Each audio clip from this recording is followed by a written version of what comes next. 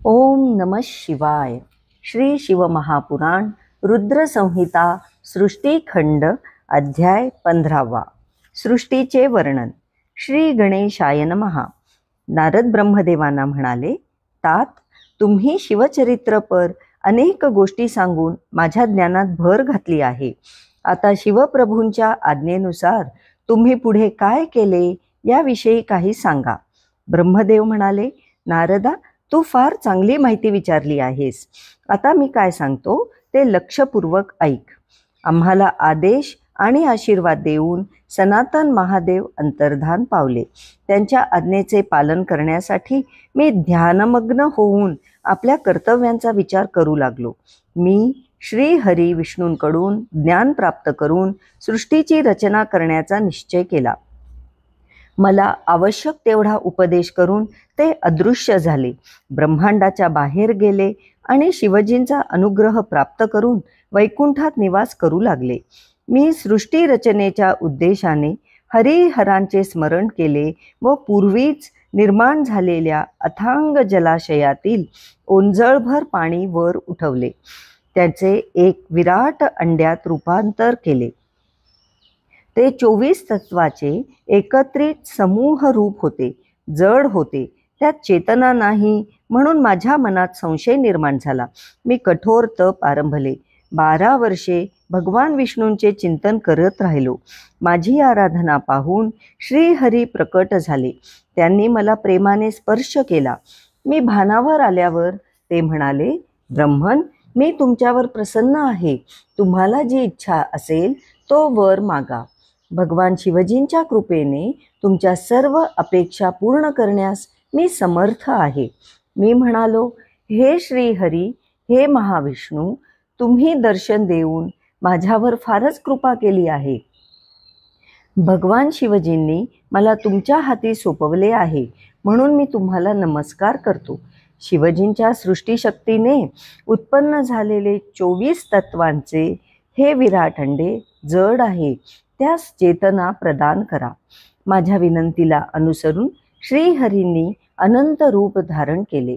हजारो मस्तके, हजारो नेत्र, हजारो हात व हजारो पाय असलेल्या भगवान विष्णूंनी त्या अंड्याला सर्व बाजूंनी व्यापून टाकले. ते स्वरूप फारच अद्भुत होते. मी त्यांना अनन्य भावाने नमस्कार केला व त्यांची स्तुती करू लागलो. तेव्हा त्यांनी जडरूप अंड्यात प्रवेश केला. त्यामुळे ते सचेतन झाले. अशा प्रकारे पाताळापासून सत्यलोकापर्यंत विस्तीर्ण अशा त्या अंड्यात श्रीहरी विराजमान झाले. त्यामुळे त्यांना वैराज पुरुष म्हटले जाते. या सर्व लोकांच्या वर सुरम्य कैलासनगर असून भगवान शिवजींनी ते स्वतःला राहण्यासाठी निर्माण केले आहे. संपूर्ण ब्रह्मांडाचा नाश झाला तरी वैकुंठ आणि कैलास यांचा नाश होत नाही. ही दोन्ही स्थाने अमर आहेत. मी मात्र सत्यलोकात वास्तव्य करून आहे. हे मुनिश्रेष्ठ, आता पुढील वृत्तांत ऐक. महादेवांच्या प्रेरणेने मला सृष्टी निर्मितीची इच्छा झाली. त्या संदर्भात विचार करत असताना माझ्याकडून नकळत तमोगुणी सृष्टीची उत्पत्ती झाली. तिला अविद्या पंचक किंवा पंचपर्वा अविद्या असे म्हणतात. मग मी प्रसन्न मनाने व अनासक्त भावाने पुन्हा सृष्टीचे चिंतन करू लागलो. त्यावेळी माझ्याकडून वृक्षादी स्थावर पदार्थांची रचना झाली. याला मुख्य सर्ग म्हणतात. हा पहिला सर्ग पुरुषार्थ साधून देणारा नाही म्हणून मी दुसरा सर्ग उत्पन्न केला. यात पशु, पक्षी इत्यादिकांचा समावेश आहे.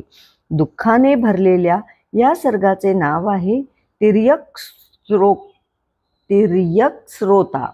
हा सर्गही पुरुषार्थ साधून देणारा नाही म्हणून मी ऊर्ध्व श्रोता नामक तिसऱ्या सर्गाची रचना केली. हा सात्विक सर्ग देवसर्ग म्हणून विख्यात झाला. हा सर्ग सत्यवादी आणि अत्यंत सुखदायक आहे, परंतु हाही पुरुषार्थाचे साधन होऊ शकत नाही हे लक्षात येताच अन्य सर्गाच्या निर्मितीसाठी मी भगवान शिवजींचे चिंतन करू लागलो. त्यांच्या आज्ञेने माझ्याकडून रजोगुणी सर्ग निर्माण झाला.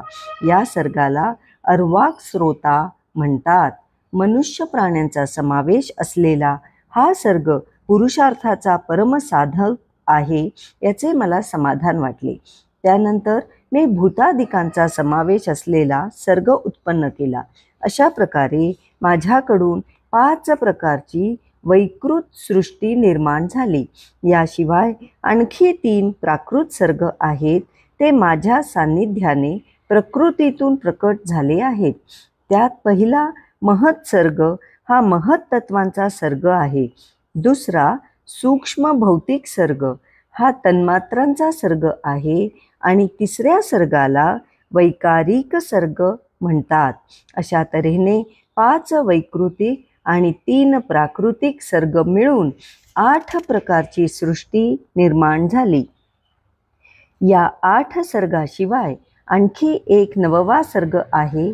तो प्राकृतही आहे आणि वैकृतही आहे. द्विजात्मक असलेल्या या सर्गाला कौमार सर्ग म्हणतात.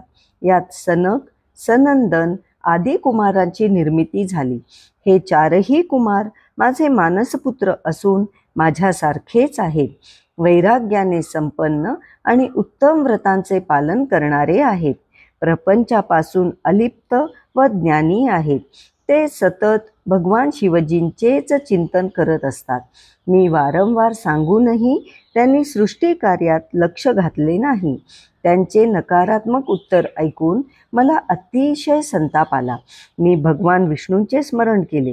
ते शीघ्रतेने आले. त्यांनी माझी समजूत काढली व म्हणाले, भगवान शिवजींच्या प्रसन्नतेसाठी तुम्ही तपश्चर्या करा. त्याच्या सांगण्यावरून मी प्रदीर्घ काळ उत्कृष्ट तपाचरण केले. त्यावेळी माझ्या दोन्ही भुवया व नासिकेच्या मध्यभागातून भगवान शिव अर्धनारीश्वर रूपाने प्रकट झाले. जन्मरहित परमतेजस्वी सर्वज्ञ सर्वस्रष्टा आणि नीललोहित अंगकांती असलेल्या भगवान शंकरांना माझ्या सन्मुख पाहून मी धन्य धन्य झालो. मी त्यांना भक्तिभावाने नमस्कार केला. त्यांना प्रसन्न करण्यासाठी त्यांची स्तुती करू लागलो. मग त्यांना जीवांची सृष्टी करण्याची विनंती केली. माझे म्हणणे मान्य करून महारुद्र महेश्वरांनी स्वतःसारखेच स्वरूप असणाऱ्या पुष्कळ गणांना उत्पन्न केले. मी त्यांना पुन्हा विनंती केली, हे महाप्रभो, हे महादेव, आता तुम्ही जन्म मृत्यूरूप बंधन असणारी जीवसृष्टी म्हणजेच प्रजा उत्पन्न करा. तेव्हा महेश्वरांना हसू आले. ते म्हणाले, हे विधाता, मी जन्ममृत्यूचे भय असलेली प्रजा उत्पन्न करणार नाही. कारण कर्माच्या अधीन असल्यामुळे ते जीव दुःखानेच युक्त असणार आहेत. मी गुरुरूपाने उत्तम ज्ञान देऊन त्यांचा उद्धार करीन. म्हणून जन्ममृत्यूचे भय असलेली दुःख व्याकुळ प्रजा तुम्हीच उत्पन्न करा. तुम्ही माझ्या आज्ञेने मोह मायादी बंधनांनी बांधलेली जीवसृष्टी निर्माण करणार आहात, म्हणून ही माया तुम्हाला बांधू शकणार नाही. नारदा, अशा प्रकारे मला प्रेरणा देऊन नीललोहित महादेव आपल्या पार्षदांसह माझ्या देखतच अंतर्धान पावले. अध्याय 15वा समाप्त. ओम नमः शिवाय.